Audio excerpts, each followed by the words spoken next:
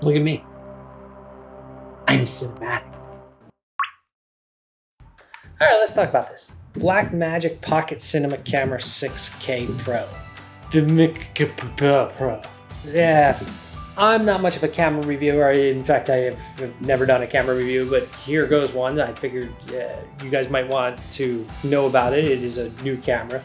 I got this over the A7S III and the FS6 and the Red Komodo for a couple reasons. One is the price. You can't beat this price. The quality of this image with this price. You got 12-bit 422 in this 6K. You can shoot 120 frames a second at 2.5K. You can go up to 60 frames a second on regular 6K, or 50 frames a second on regular 6K. You got ProRes, RAW, 4K. It's decent quality. I want to get into special effects for you guys too, and show you guys how to do proper pipeline of special effects for something that's shot raw. So that's one thing. So I didn't want to get stuck with in Sony log or anything like that. I got this over the Red Komodo because, well, I wanted to just get more cameras and I can have B cams and stuff like that. Maybe the Red Komodo, because it does shoot 444, that's something that I'll get in the future. But for right now, I think this is pretty settled, and I can even take care of some commercial clients with this. Anything that needs more than 6K raw, their budget's going to have me get like an RELF and stuff like that. So I'm not worried about like getting the biggest, best camera just for my own personal gains. So when you get these cameras, of course, the first thing you're going to do is you're going to shoot your cats.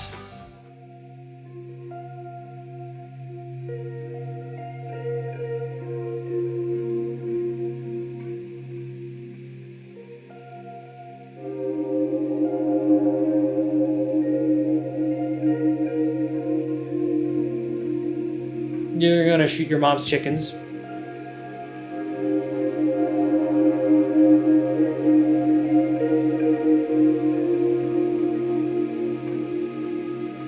You're gonna have fun, and you're gonna kind of learn the basis of how you want to roll with this camera.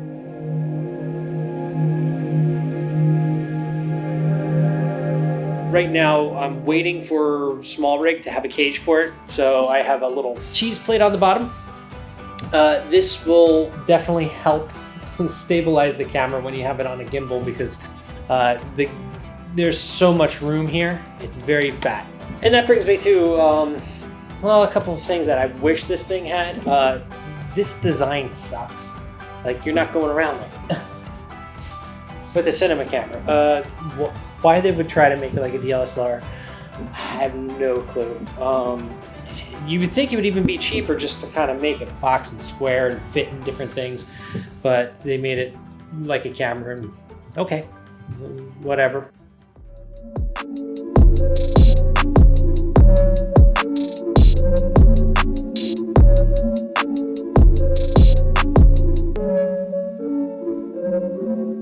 Issues that people have been claiming of the ND filters with the blue, I don't have that on mine. Now, I did have to wait a while for back order on B&H to get this camera. I think maybe they went through a round of fixing before they actually got it. So I don't have any of those issues that you hear with the other people with blue on the ND filters, or certain things with the focus. So a couple people were complaining about having to always do infinity focus.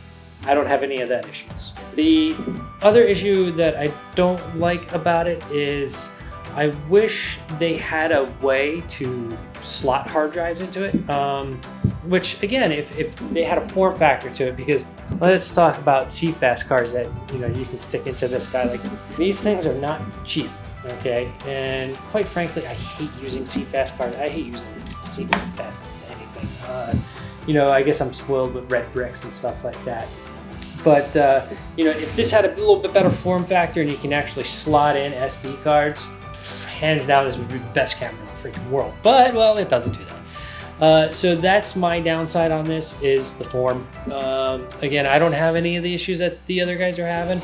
I did notice that the sound, when you change the ND filters, a little loud. But then again, I'm not going to change ND filters in the middle of a take. That's just stupid. ISO factor, it's okay. Low light, it's fine. You know, it's not an A7, A7S. So it's got a little bit harsher low light.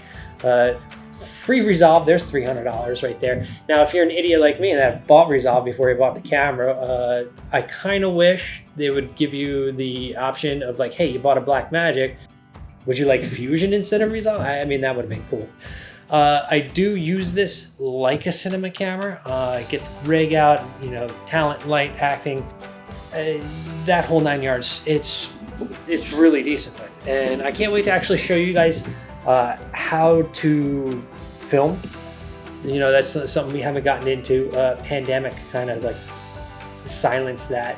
So as the pandemic winds down, we're going to do a lot more filming. I'm going to show you guys how to get talent, how to shoot, how to act. Because believe it or not, to be a good director, you have to act. Because you got to tell a lot of bad actors how to act. So if you can't act, neither can your actors if you got bad actors.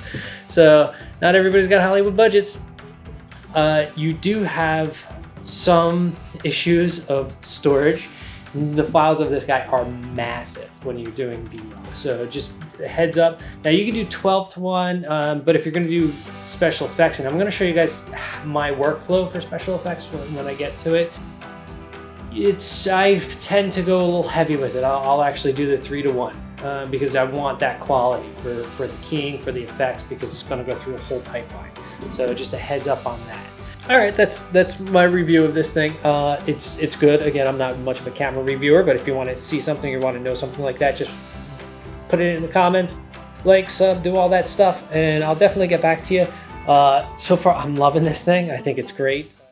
Cinema, no autofocus. I'm not blogging with this thing. Hey.